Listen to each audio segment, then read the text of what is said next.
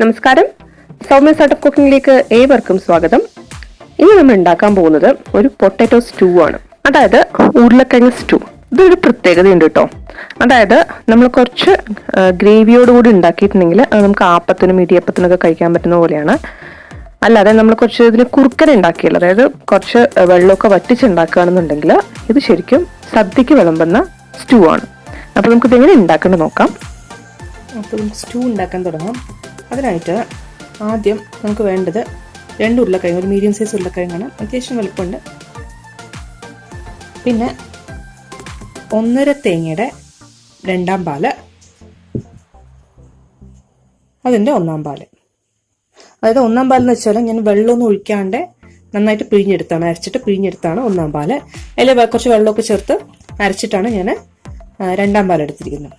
പിന്നെ അതിനായിട്ട് 2 സവോള, ഒരു ചെറിയ പീസ് ഇഞ്ചി, പിന്നെ ഒരു 4 കൊത്ത് കറിവേപ്പിൻ്റെ ഇല, ഒരു 4 പച്ചമുളക്, പിന്നെ വേണ്ടത് വെളിച്ചെണ്ണയാണ്. ഇതൊരു 1-2 സ്പൂൺ വെളിച്ചെണ്ണ ഉണ്ടാവും, 2 ടേബിൾ സ്പൂൺ ഉണ്ടാവും വെളിച്ചെണ്ണ. അപ്പോൾ ആദ്യം നമുക്ക് എന്ത് ചെയ്യാന്ന് വെച്ചാൽ, ഞാനൊരു പാനിൽ കുറച്ച് വെള്ളമൊക്കെ വെച്ചിട്ടുണ്ട്. ഉരുളക്കിഴങ്ങ് ഞാനൊന്ന് കഴുകി വെച്ചിരിക്കുന്നതാണ്. ഇതിനെ 4ആക്കാം. ഇങ്ങനെ 4ആക്കിയിട്ട്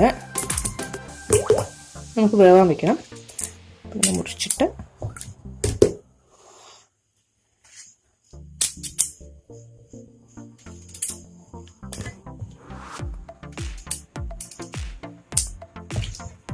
ഇതിലേക്ക് കുറച്ച് ഉപ്പും ചേർത്ത് നമുക്ക് ഒന്ന് വേവാൻ വയ്ക്കാം. എന്നിട്ട് തിരിച്ചു വരാം.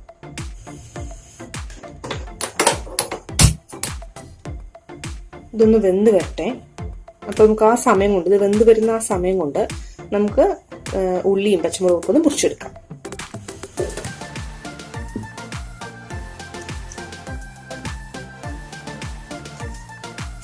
ഉള്ളി നമുക്ക് നൈസായിട്ട് നീളത്തിൽ വേണം മുറിക്കാൻ. ഇത് കണ്ടോ, ഇങ്ങനെ നീളത്തിൽ, അധികം കനമില്ലാണ്ട് മുറിച്ചെടുക്കണം. 2 ഉള്ളിയാണ് വേണ്ടത് നമുക്ക്.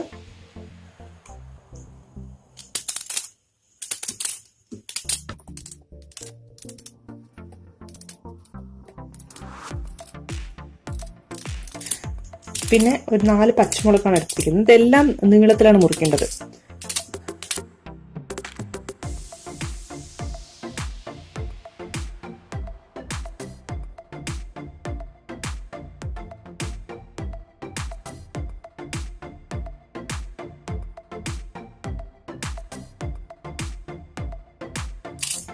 ഇത് നമ്മൾ സെപ്പറേറ്റ് ആയിട്ടാണ് വേവാനിടുന്നത്.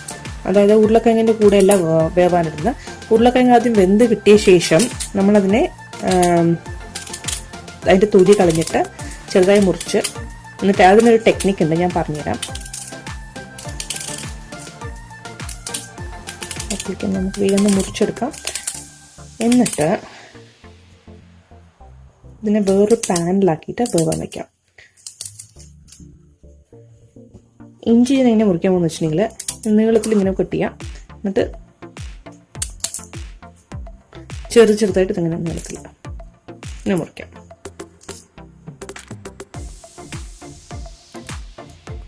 നമുക്ക് എടുത്തു കളയാൻ പറ്റുന്ന പരുവത്തിലാണ്.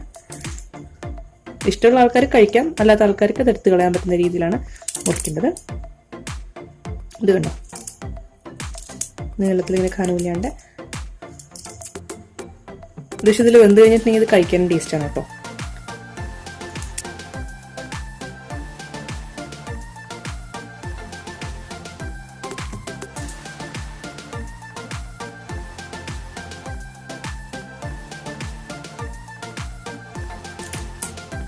ഈ 4 പച്ചമുളക് ഇതിലേക്ക് തന്നെ മുറിച്ചിടാം.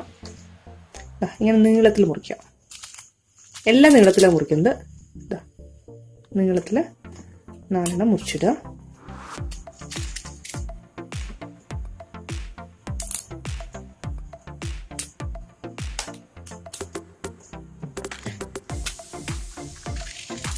അവിടെ ഉരുളക്കിഴങ്ങ് വേകുന്ന സമയം കൊണ്ട് ഈ ഉള്ളിയൊക്കെ നന്നായിട്ട് വെന്ത് കിട്ടണം.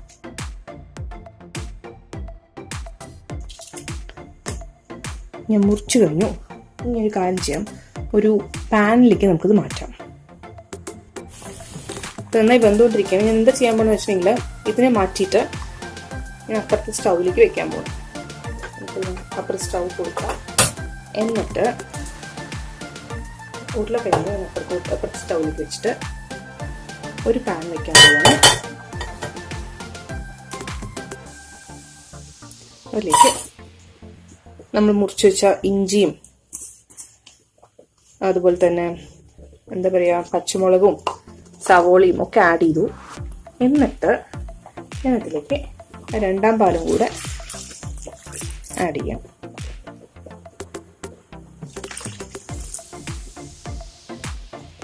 രണ്ടാം പാലിൽ കിടന്നിട്ട് നന്നായിട്ട് വെന്ത് വരട്ടെ. നമുക്കിത് ഏകദേശം ഒരു 5-10 മിനിറ്റ് ടൈം എടുക്കും. 5 മിനിറ്റ് സമയം. ഇതിലേക്ക് വേണ്ട ഉപ്പിട്ട് കൊടുക്കുക.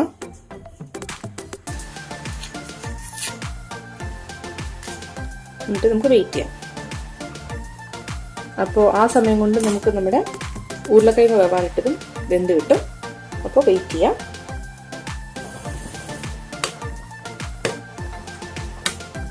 നല്ലോണം തിള വന്നിട്ടുണ്ട്.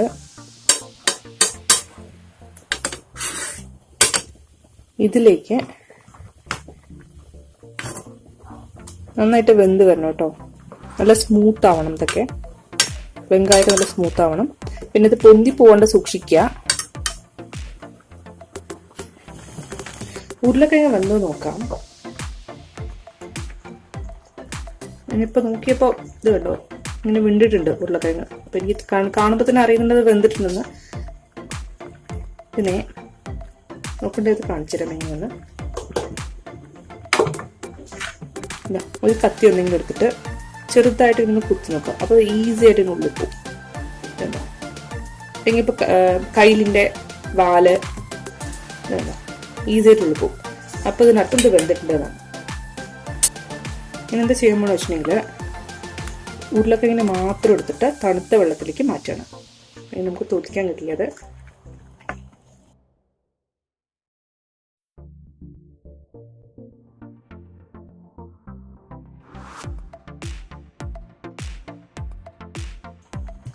അല്ലെങ്കിൽ ഈ സ്റ്റീമേഴ്സ് പോലുള്ള പാത്രങ്ങളുണ്ടല്ലോ, ഹോളുള്ള പാത്രങ്ങൾ, അതെടുത്തിട്ട് അതിൻ്റെ ഉള്ളിൽ ഇതിനിടുക. എന്നിട്ട് പൈപ്പിൽ കാണിച്ചാലും മതി. പക്ഷേ ചില സമയത്ത് ഇത് പൊടിഞ്ഞു പോകാനുള്ളൊരു ചാൻസ് ഉണ്ട് പൈപ്പിൽ നമ്മൾ കാണിക്കുമ്പോൾ. എന്താ ഇതിന് ഈസി ആയിട്ട് തൊലി കളഞ്ഞു കിട്ടും. ഇതുണ്ടോ, നല്ല ചൂടുണ്ട്. ഒന്ന് തണുക്കാൻ വെച്ച് സമയമൊക്കെ ഉണ്ടെങ്കിൽ ഒന്ന് തണുക്കാൻ വെച്ച് തൊലിയെ കളഞ്ഞു വെച്ചാൽ മതി.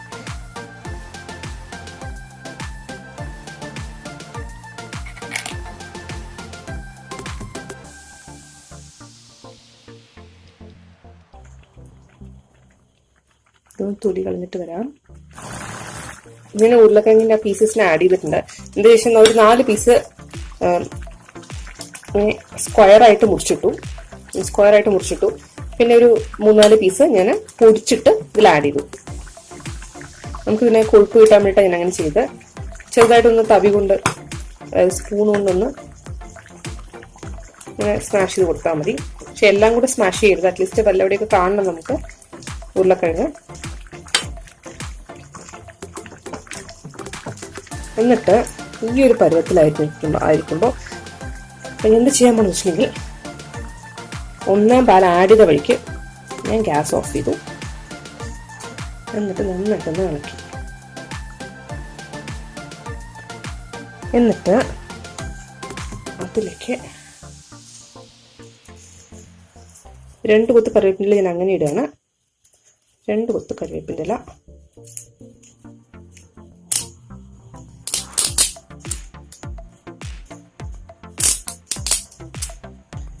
ഇട്ടിട്ട് 2 ടേബിൾ സ്പൂൺ എണ്ണ മുകളിലേക്ക് ഒഴിക്കാം. എന്നിട്ട് ഇത് കുറച്ച് നേരത്തേക്കൊന്ന് അടച്ചു വയ്ക്കാം.